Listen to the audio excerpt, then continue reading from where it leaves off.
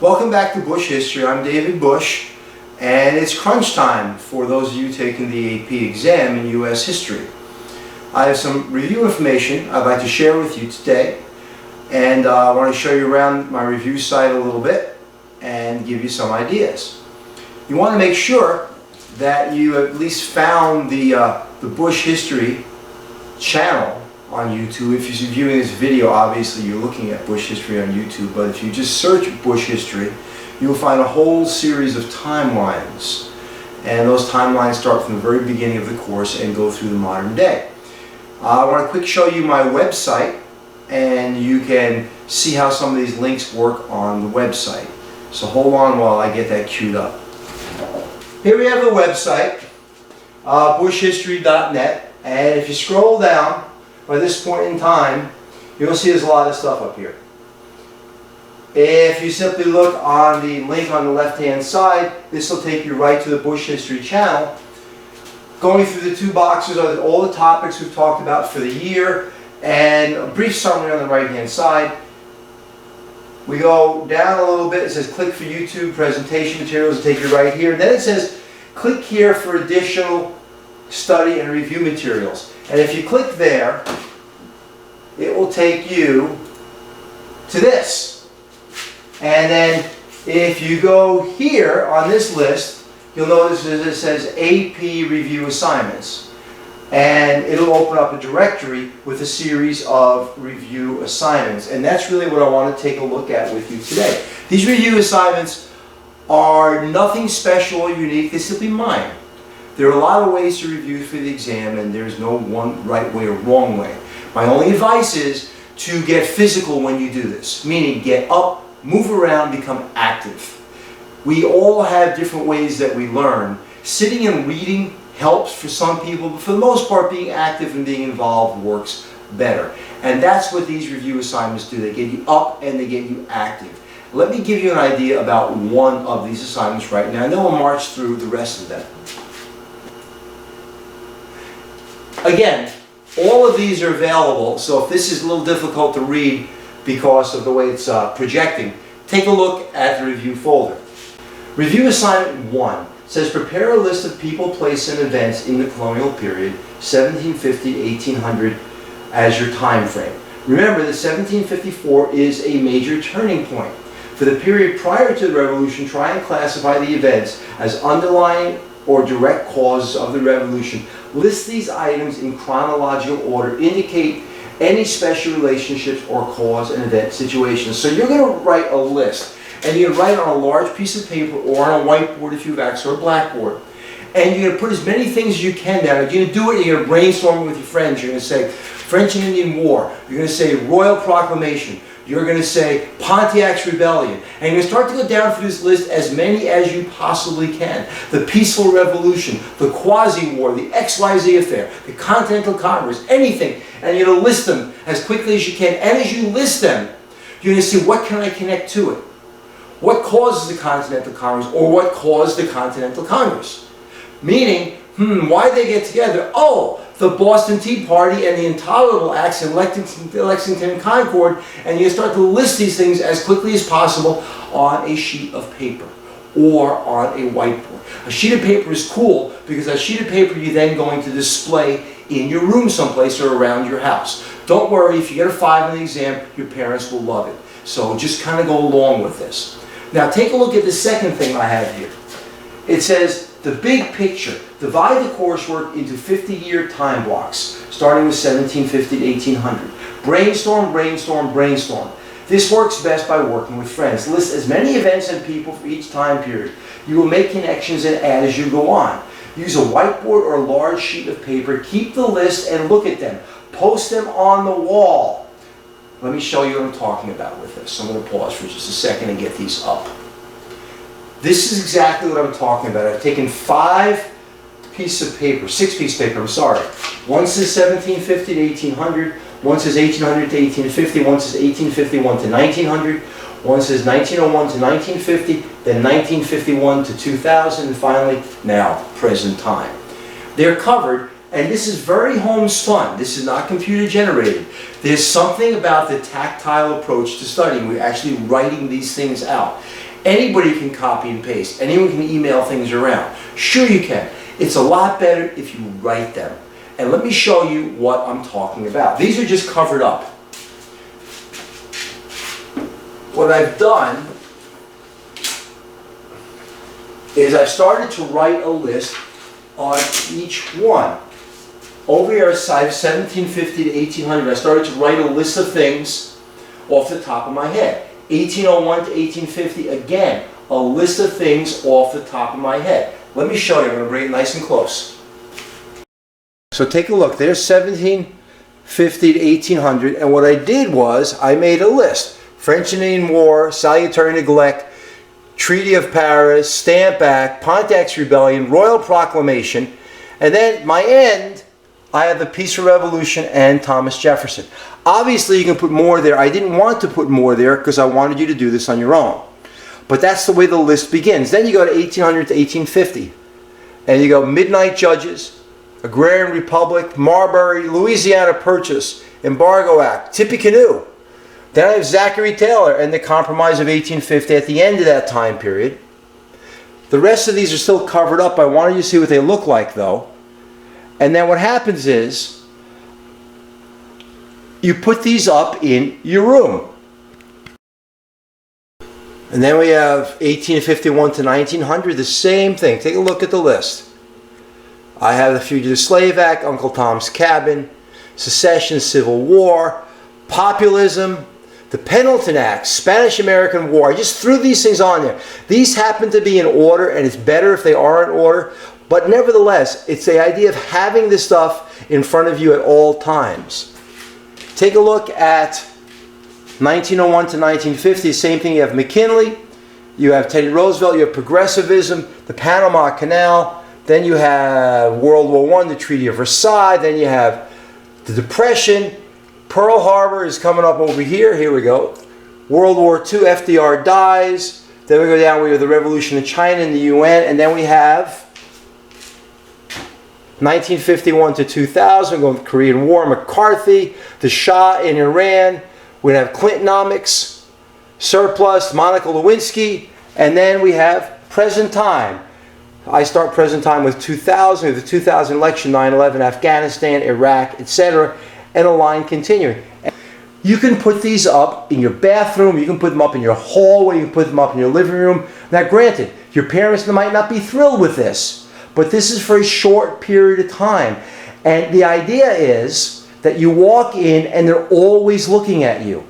If they're always looking at you, chances are you're going to remember them, like that big yellow M on the side of the road. It's not an M to you anymore. It's McDonald's. And we're going to do this with several different assignments. Okay, let me get back to the rest as I'm going to pause here. The big thing to remember is to keep studying all the time. Study better and study less though. The big thing is to keep these sheets visible. Keep them up on your wall. Keep them on your books if you want to tape them to your books, and you can look at them as you take your books in and out of your backpack. It doesn't matter. The idea is you want to keep your mind coming back to it again and again and again. It's like advertising. It's like what McDonald's did with the yellow M. They just took a letter. They painted yellow and they stuck it everywhere. And you know what McDonald's is. It's like what Coke does with its cans and Pepsi does with its cans. You're used to the colors, and the colors keep your mind. The next thing I have up here, it says find sample documents on the web. This is to keep your reading speed up and to put you in the time period, if just for a couple of moments. Find any document you can from 1750 to 1800. Find the Royal Proclamation as an example. Then find any document you can from 1800 to 1850. Jackson vetoing the bank if you want. Something about the War of 1812.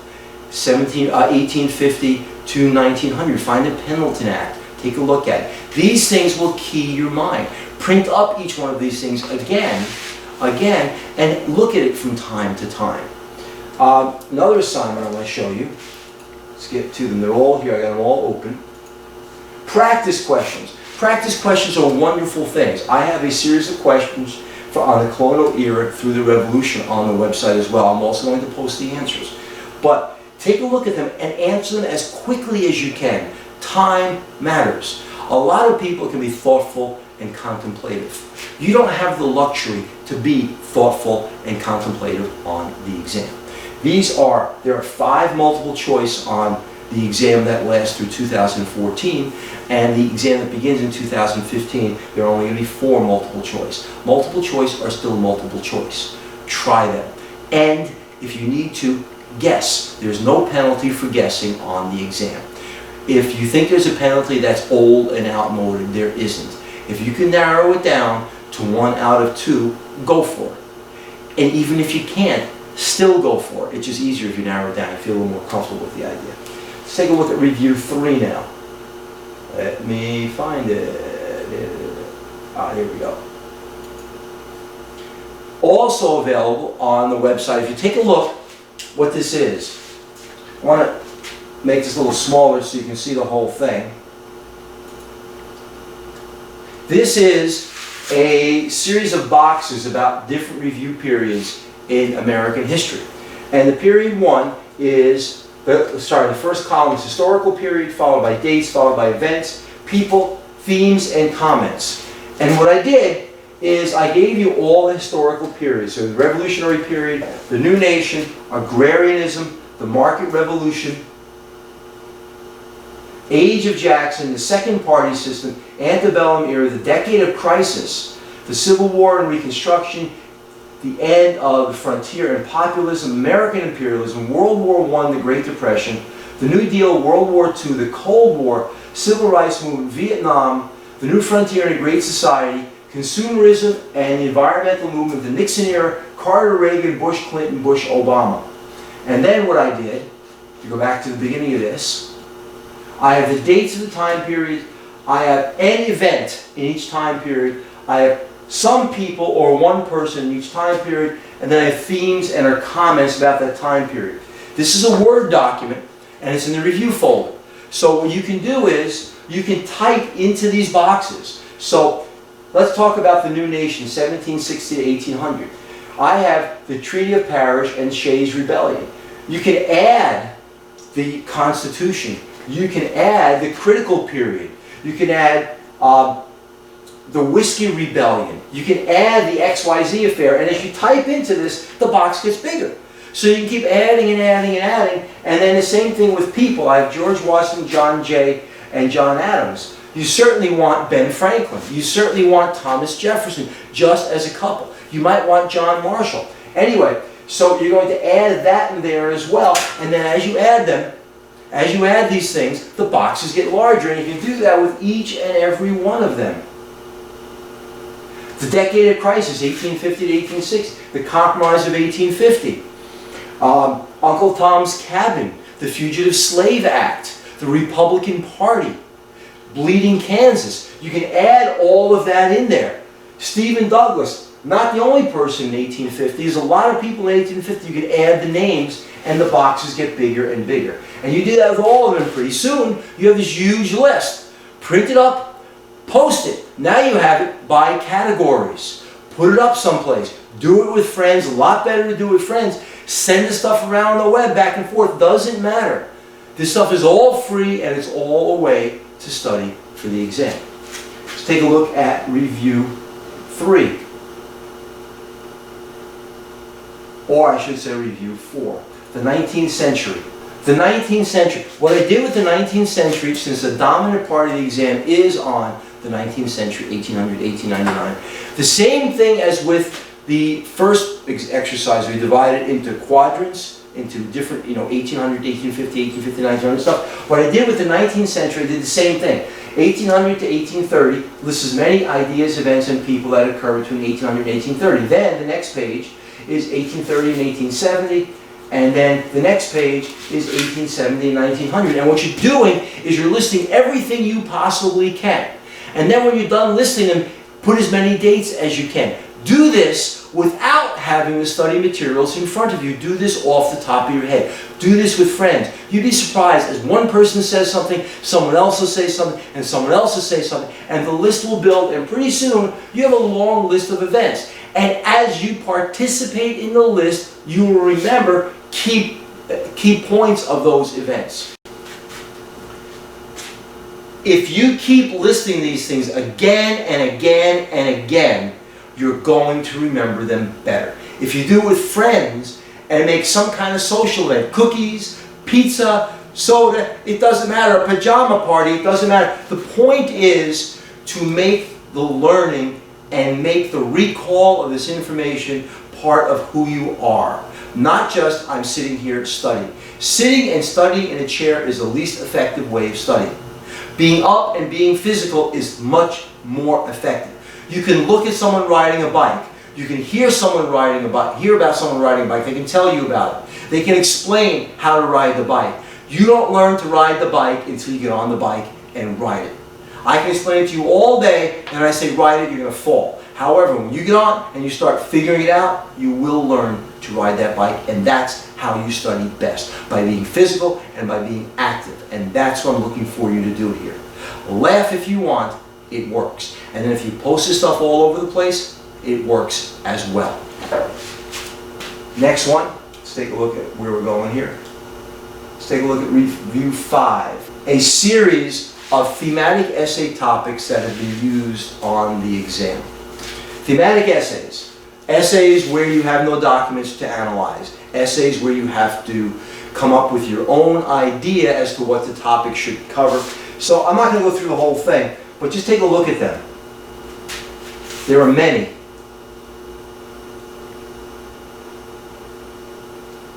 How did two of the following contribute to the emergence of a two-party system in the period 1820 to 1840? That's number 10. 12. Discuss the impact of territorial expansion on national unity between 1800 and 1850.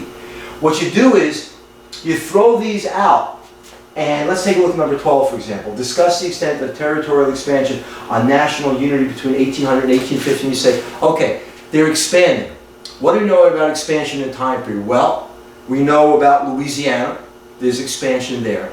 We know about the Indian removals as a way of expanding. We know about Texas. We know about the Mexican War. And that keys us to other things, and that's going to take us all the way up to the Compromise of 1850. Now, what do we know about those things? Did they keep us together, or did they drive us apart? What you should conclude is that prior to the Civil War, expansion is what kept the United States together, because the North and the South both wanted to expand for different reasons, albeit, but they still wanted to expand. And that's how you think about these essays and these topics. And again, you do it as much as you can with friends. And then, when you're done taking a look at all of these topics, pick some and write thesis statements for them. Remember, a thesis statement very specifically states what you're writing about. These essays should be a minimum of 5 paragraphs long.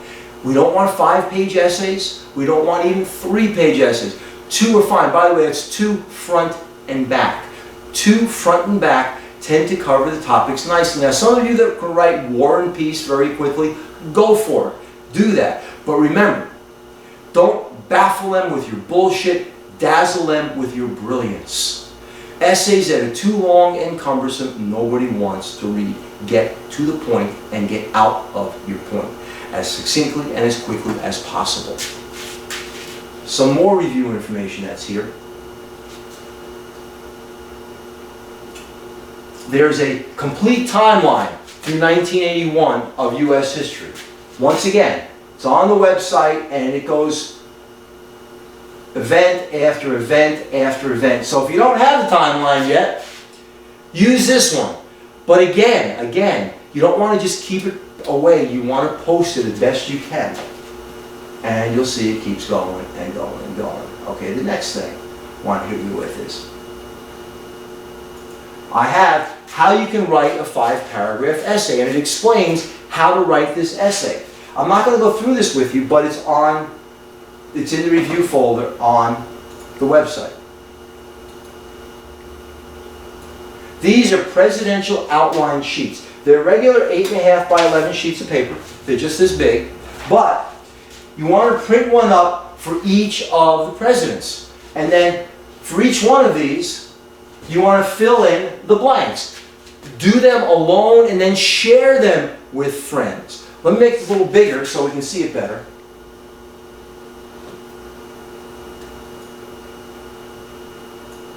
So here we have the president and the number, the political party of that president, the term of office. Remember, presidents are elected in even years and they serve in odd years, and unless something strange happens, unless there's a death in office for either assassination or natural causes, or an assassination or death, or resignation, then who came before him and who came after him, and what were their political parties? Very important. For example, you get to 1801, and we're on the third president, we're on Thomas Jefferson. So we have President Thomas Jefferson, number 3, political party, Democratic, Republican, or Jeffersonian Republicans. He didn't like the word Jeffersonian Republicans, by the way. He believed in Democratic Republicans because it expressed who we were. We democratically supported our republic, a representative democracy. Either case, so we have President Thomas Jefferson, number 3, political party, Democratic Republican, term of office 1801 to 1809. Who came before him? Well, John Adams came before him, and he was a Federalist. Were there any unusual circumstances? Sure. You have the fact that John Adams was a one-term president, and that the whole XYZ affair led to John Adams' loss of popularity. And Thomas Jefferson is going to unseat John Adams, thereby changing the political parties, and it's called a peaceful revolution. Any catchphrase or term specifically associated with Thomas Jefferson as president? The Agrarian Republic. So you write the Agrarian Republic. You'd also write Virginia Dynasty. He is the first of the Virginia Dynasty presidents. When he left office, was it by choice, defeat, assassination, or resignation? Well, Thomas Jefferson's popularity had waned by the end of his presidency because of the Embargo Act, but it was still a choice not to run again, so you write down choice. And then we have domestic policies and events. You write everything you can think of about Thomas Jefferson and his domestic policies. Then you write everything about his foreign policies. The Barbary Wars is something people often forget about Thomas Jefferson's foreign policy. They often get the Embargo Act. They often get Marbury versus Madison. Is the Louisiana Purchase domestic or foreign? You have to think about that a second. Anyway, so then you do it for the next one. You do it for president number 4, James Madison, his political party, Democratic Republican. So now we see we have 2 Democratic Republicans in a row. His term of office, 1809 to 1817. Who came before him? Thomas Jefferson. His political party, Democratic Republican.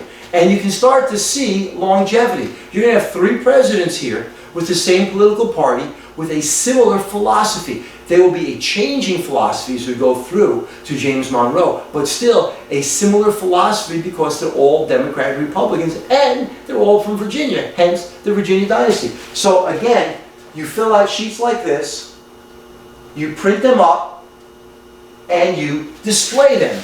And you display them in order. Yes, a lot of stuff around the house. I've got it. Again, you get a 5 on the exam, your parents will love you, and it'll be fine. Put them up in your classroom at school like this. All of them. Put them in the hallway. Doesn't matter. Put them in the basement. Doesn't matter. Doesn't matter. Chalk outside on the driveway or in the street. Still doesn't matter. The idea is you want to see them constantly. And you want to do this with friends as much as possible. Sure, you can do it alone. It's a lot of work if you do it alone, and frankly, it's a lot more fun if you do it with friends. Let me show you some more stuff that's available here.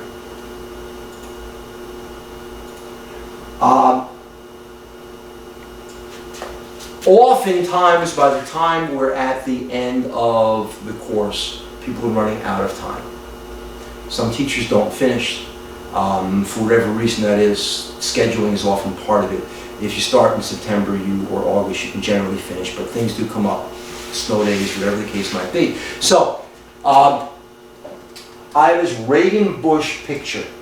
This is the big picture from Reagan through Bush 2, stuff that occurs in that time period, and it goes right through and there are big things that occur. It does not include September 11th because I put that under present day stuff. But nevertheless, a quick look at those events. Some suggestions about the multiple choice when I was showing you those questions a few minutes ago. I was simply saying guess, certainly guess. If you are not sure of the question the first time through, blow right by it. You might find a subsequent question. Question 15, for example, may key you to what the answer to question 7 was. Write all over the question book you're allowed to. You're actually even allowed to highlight the question book. You can't highlight and hold it up in the air so the rest of the class can see it, but you're allowed to write in that book and then come back to it. Caution you, if you skip a question, make sure that you skipped it on the corresponding answer sheet because it is a bear to clean up later on. Now, here is what I call the giant AP US History 8-push review outline. It starts all the way back 1600. If you take a look, it's 76 pages long. So if you're completely bored and have nothing else to do and you want to look up something, here it is. It goes on and on and on and on and on. I had a student help create this several years back, and you can see there's a lot to it, but it's there. Then, these are a series of historical periods again. This is post-Civil War, but nevertheless, this prints in landscape form like this, and it has a Civil War, the years, the issue, the outcome, significant people. Reconstruction, years, outcome, issue, significant people. Spanish-American War, years, issue, outcome, significant people. And what happens is you have a quick sheet of major events, the years of those major events, the issue for each of those major events, and significant people. And again, when you're doing this, you want to do this quickly. You do not want to sit there and say, what else, what else, what else, what else. Do it as quickly as you can, then go back through it, then go back through it if you need to. But the idea is to make your mind sharp and fast. To be like that yellow M and McDonald's. That's what we're looking for. Next thing we have, a timeline on populism and progressivism. I often call this the dead period, or the elemental P period of American history. A lot of people lose focus after Reconstruction until we get to Teddy Roosevelt. For some reason or other, we can't name a lot of presidents in the time period, mostly because they were controlled by big business and they were pretty powerless. So what I did was I created a specific timeline from this time period. And again, it has things that occur in that populism, progressivism time period, so you can take a closer look at them. Next, following the vein of that historical period we looked at a few minutes ago, this is reform movements. These are antebellum reforms, reforms that occurred before the Civil War. Again, we're looking to go fast. So we have abolition, description and goal, obviously to end slavery. Important abolitionists, you go very quickly. Frederick Douglass, Sojourner Truth, the Beecher sisters, for example. And you go down the list with this and you put as many as you possibly can. Education reform. What's the goal of education reform? Public education for all. So you have Horace Mann, you have Catherine Beecher again, you have Noah Webster, the dictionary guy. Anyway, you put that there very quickly and you add them up, and again you have another sheet to look at. Now you're going to say, okay, Busch's out of his mind. I can't post all this stuff. Maybe you can't. Maybe you can't post all of it, but what you can do is, from time to time you can throw it out on the floor in front of you and look at it. And you got this great picture of American history in front of you on the floor. Or you can maybe tape them to the ceiling in your room. I really think I'm crazy. Of course I'm crazy. I'm doing this for nothing on YouTube. I've got to be a little out of my mind. But the point remains is you want to see it. You don't want to put it away in a folder. What you could also do is simply have this folder with you and take it out with friends from time to time and put a sheet up and talk about it and put a sheet, tough sheet, isn't it? Anyway, put this stuff up and talk about it and still get active. The point is not to sit there and quietly look at names and dates. It killed me when I was learning this stuff in high school that way. It's probably not going to work well for you either. Okay.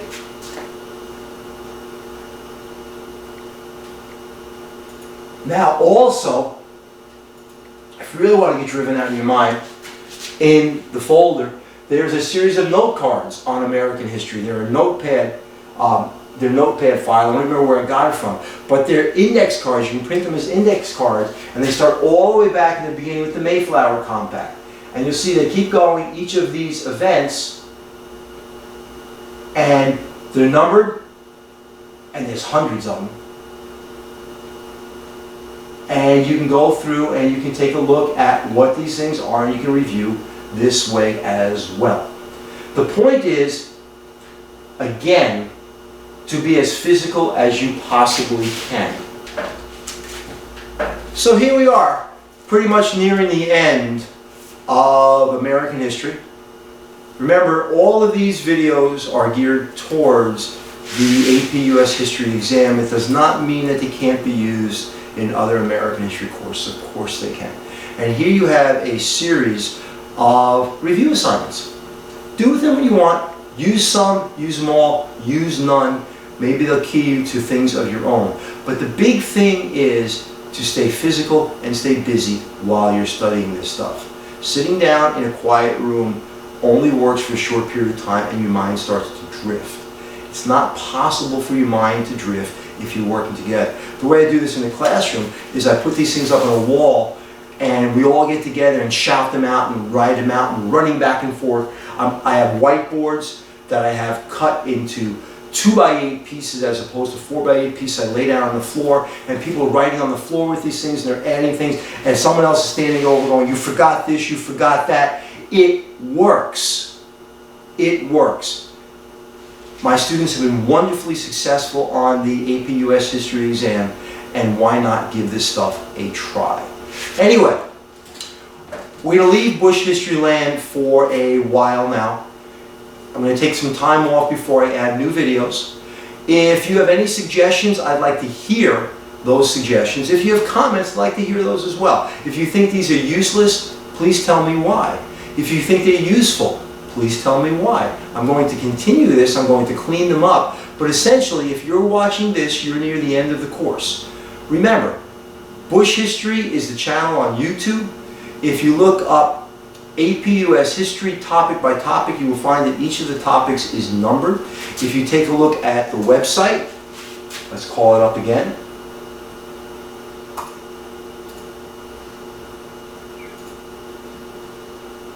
Back up here. This is the Busch History website. There's a lot of good information here. Here I am. This is Jack, by the way. I'm hugging Jack over there. Jack is the best Doberman in the entire world. If you want to send me pictures of your dogs, I'll put them up on the website as well. We can add to the website. Completely up to you. Completely up to you. This is what you want it to be. This is not mine. This is ours. For everyone who enjoys history, for everyone who's taking history, for every teacher who wants to use this stuff, go right ahead. Anyway, good luck to all. I will see you soon. I'm David Busch, and this is Busch History. Have a great day.